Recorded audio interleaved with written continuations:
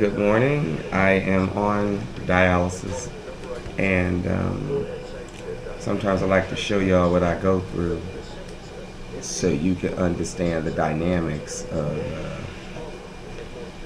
what goes on and how precious your own bodies are. And I really am in the predicament of being on dialysis because of how I have mistreated my body, and this is what happens over time when you don't take good care or better care of yourself. You end up on, these kind of things. As you know, don't forget to waste. Okay. One of the things that occurs on dialysis is your body, it has poisons in it, and you cannot function properly with poison in your body.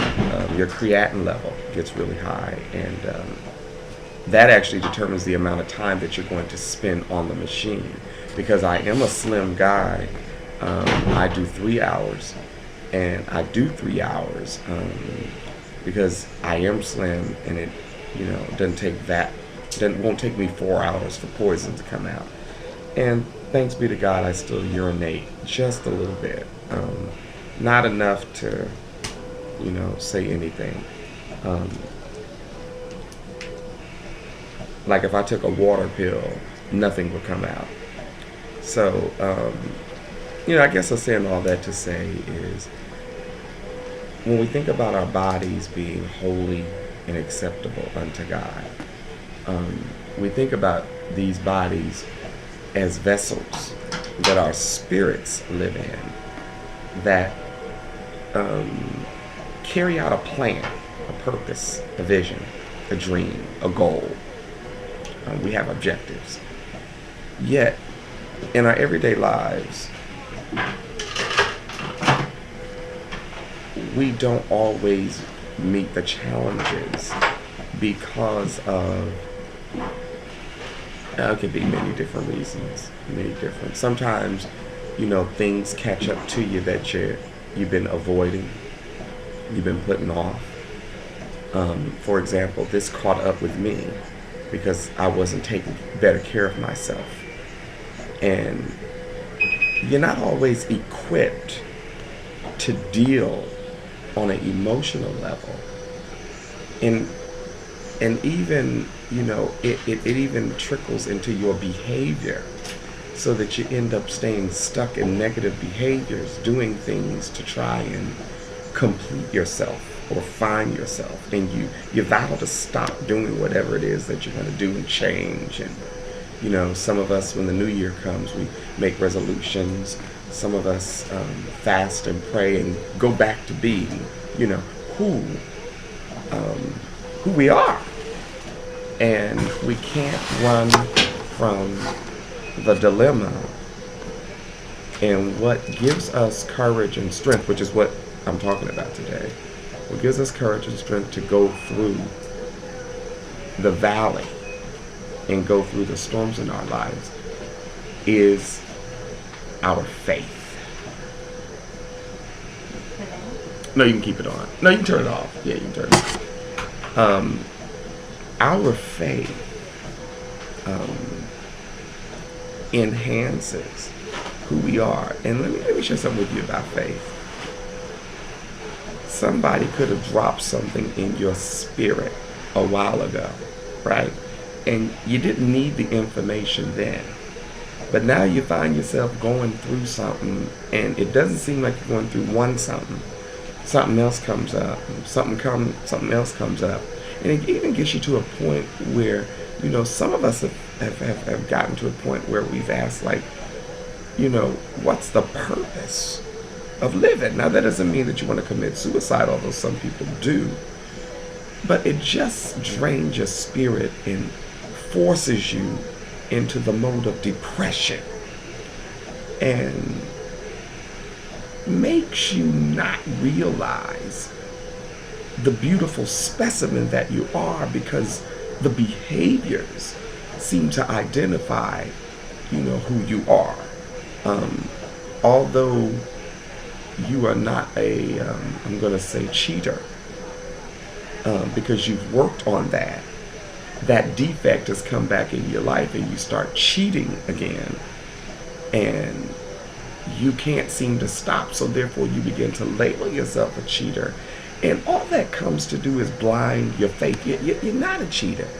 You find a way to get back to where you need to be so that you can be productive in your own life again, so that you can face the dilemmas with your faith. Faith comes by hearing. Let me repeat that. Faith comes by hearing. Some of you are listening to this right now, and you are, although I'm not giving you the details, you are tapping into what I'm saying because you are sitting in the mire, in the mess, and you know what I'm talking about. And I'm experiencing it even now, trying to face dilemmas after dilemma after dilemma, and then having to come in here and do this. And so it begins to speak nonsense to my spirit, like, what is the use of coming? What's the use of coming doing this? I'm tired of it, God. You got to do something. Always thinking God's got to do something. Listen, God is going to be God whether I get through the dilemma or not. God is going to be God whether I have to be on this dialysis machine for the rest of my life or not. God is still going to be God. So this isn't about that. This is about building a connection, building a bridge back to believing. And I do that by simply praying for a miracle.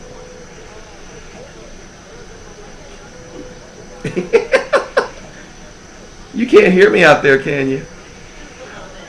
Just a little bit. Okay. So, I just want to stop by and share with you. Do not lose sight of your faith. It connects you.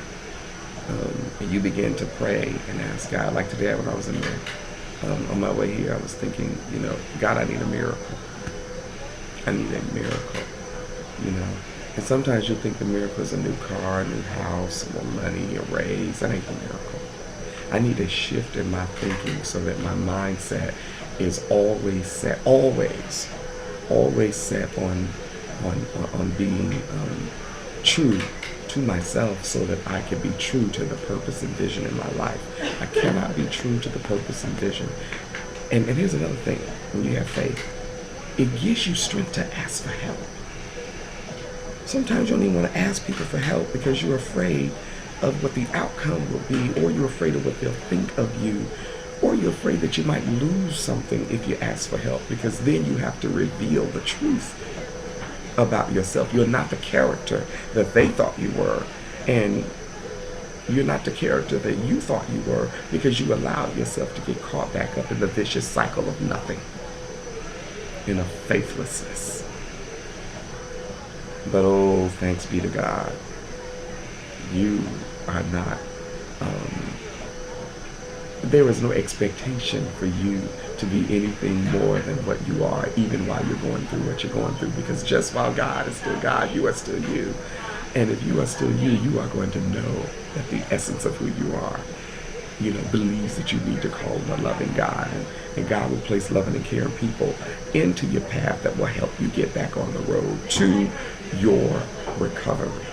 Because the dis-ease that you face within yourself comes to kill and destroy. My pastor preached a sermon, powerful, about lions, bears, and giants, and how David had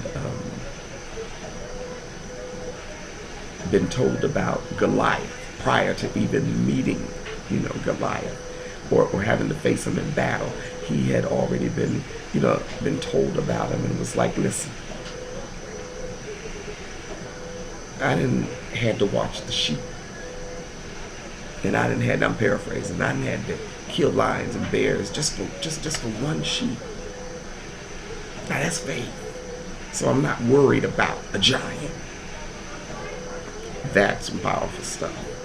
And that's the kind of thing that I need. See, faith comes by hearing. I needed to hear that so that while I was going through the dilemma, which seems like a lion and a bear trying to consume me up, which is really no more than my self-inflicted nonsense, I'm able now to grab something that will have me grab hold and won't let go. And I'm able to have a mindset that begs God for a miracle, a shift in my perception. So even while I'm yet on this dialysis machine, facing dilemmas in my everyday life, knowing that if I don't come here, I could surely die physically, but knowing that if I don't participate in my own personal recovery and spiritual evolution, I'll die just the same. So it's all a paradox for me. I ask God for a miracle, a shift in my perception, so that I can be transformed by the renewing of my mind, and that I could complete the holy task that is set before me, and that is to love God and serve people, and love God. This is morning coffee from the dialysis unit. You have a blessed day.